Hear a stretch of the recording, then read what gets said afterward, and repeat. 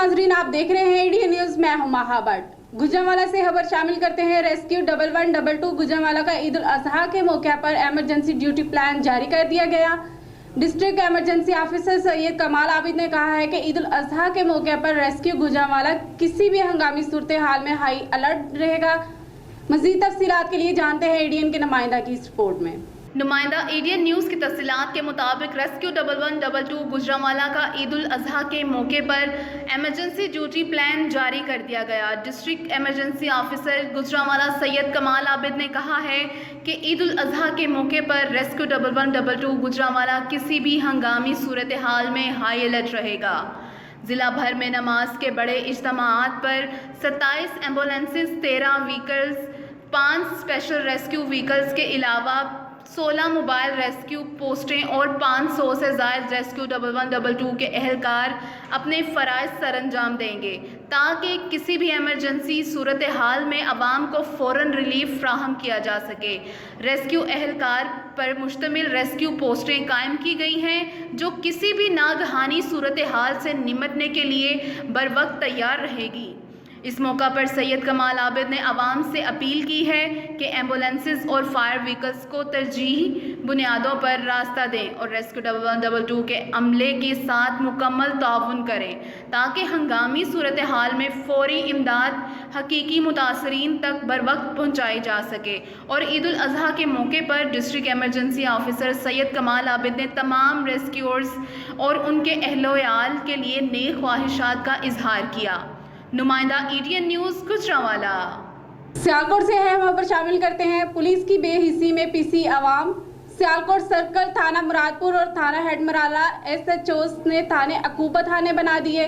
इफ्तिखार के अगवा का मुकदमा कत्ल में तब्दील। मजीद देखिए एडीएन की नुमाइंदा आशा अब्बास की इस रिपोर्ट में। जी बिल्कुल, सदर सर्कल एक ज़िला से ताल्लुक़ रखने वाले थाना मुरादपुर और थाना हेडमराला एसएचओस ने थाने अकूबत खाने बना दिए हैं। महकमा पुलिस की बेहिसी इफ्तिखार के अगवा का मुकदमा कत्ल में तब्दील। एसएचओ थाना मुराद राना आसिफ नदीम ने भी कारे खैर में हिस्सा डाल दिया। मुतासिन पोस्टमार्टम के बाद लाश सड़क पर रखकर इंसाफ की भीख मांगने की नाकाम कोशिश करते रहे। मेरा 2 महीने हो गया, कोई दुश्मनी नहीं सी नाल। मेरा चौके भरा मैं लौरा तक ढूंढाइया, मैं जिते जिते दस पई है। पुलिस ने परचा होया, शीशा जज दे आर्डर नाल परचा होया, उन्हें कैंसल कर दिता। ने सुलह करो।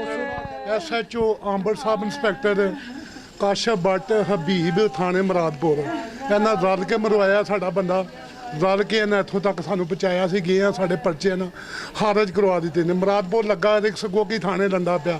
हबीब काशफ भट्ट एएसआई थाना गोकी मुरादपुर अपना थाना गोकी एसएचओ जुल्का चिट्ठा अंबर सब इंस्पैक्टर साडा परचा खारज कर छड़िया। असीं आईजी तक गए हैं, बड़ी दूर तक गए हैं, साडी कोई सुनाई नहीं दी। यही कहते कड्डियां ने अंबर खान ने थानेदार ने गाला कड्डियां। बुढ़ी कुत्तीए तेरी जबान नहीं, साडी भैन नूं कुत्ती बिल्ली आख्या। अंबर खान गईया मैनू अंबरां दा कुत्तीए तेरी जीब लम्मी है। मैं मर जा मेरे वीर दा कौन वाली जे। ऐस मैं कल एसपी दे गए नकुआरी लगी। एसपी ने आख्या बीबी मैं तेरा परचा कैंसल कर छड़िया है। मैं 2 महीने हो गया। ईद तो बाद 7 तरीक हल दिन वकूआ वे कहना 7 तरीक हल दिन भाई साढ़े ने चुकया है। और उस तो पहले धमकियां दित्तियां ने। ईद तो पहले इन्हां मुखालफा ने ईद तो पहले इन्हें धमकियां दित्तियां ने कि ईदों पहले पता लग जाएगी जां ईदों बाद पता। हाँ चलदा सी साडा झगड़ा उन्हां नाल। तू मैं चलदी सी। वो काफ़ी आदमी शराब पींदे सी, नशा करदे। साडी इज्जत दा मसला सी। असीं इज्जत दे पिछे उन्हां नूं छेड़ बैठे आ तां अज इह नौबत आई है।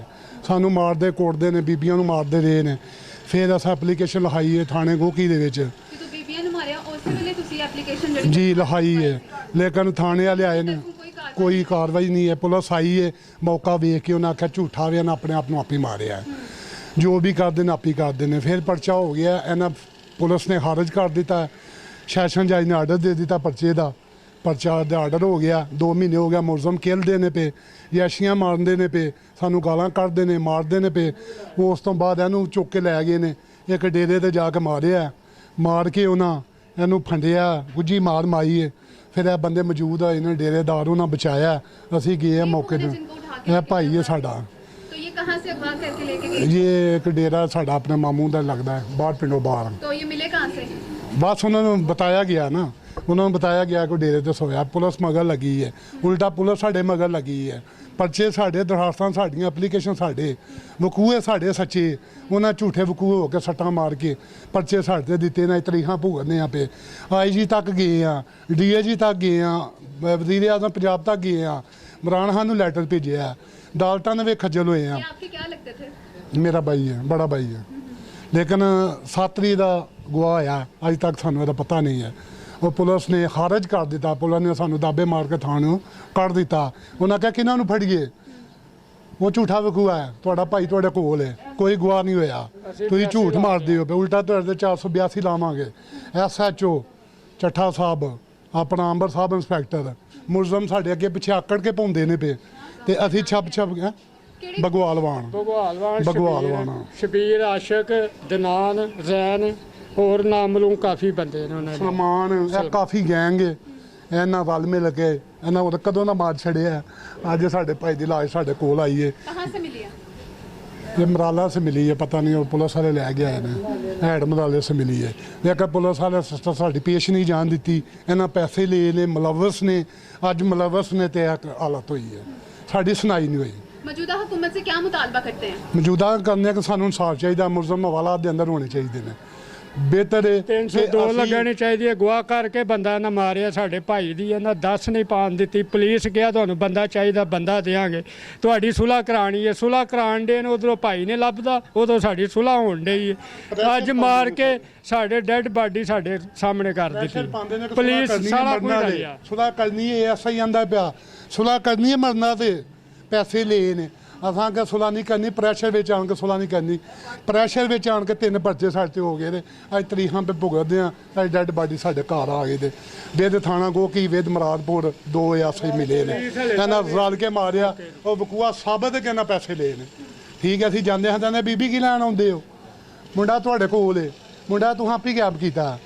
ਪਿੰਡ ਵਾਲੇ ਵੀ ਕੋਈ ਚੰਗੀ ਮਾੜੀ ਆਉਂਦੇ, ਕੋਈ ਆਉਂਦੇ ਪਿੰਡ ਜਾਂਦੇ ਆ, ਤੁਹਾਡੇ ਪਿੰਡ ਵਾਲੇ ਵਕੂਆ ਇੰਜ ਜੀ ਇਹ ਆ ਉਹ ਆ, ਲੇਕਿਨ ਇਹਨਾਂ ਰਲ ਕੇ ਮਾਰਿਆ ਮੁੰਡਾ, ਸਾਰਾ ਕੁਝ ਇਹਨਾਂ ਰਲ ਕੇ ਸਿਸਟਮ ਕੀਤਾ। ਅੱਜ ਵੇਖ ਲਓ ਨੋਬਤ ਤੁਹਾਡੇ ਸਾਹਮਣੇ। ਅਸੀਂ ਇਮਰਾਨ ਖਾਨ ਦਾ ਅਪੀਲ ਕਰਦੇ ਆ ਕਿ ਸਾਡੇ ਮੁਲਜ਼ਮ ਜਿਹੜੇ ਨੇ ਅੰਦਰ ਹੋਣੇ ਚਾਹੀਦੇ ਨੇ।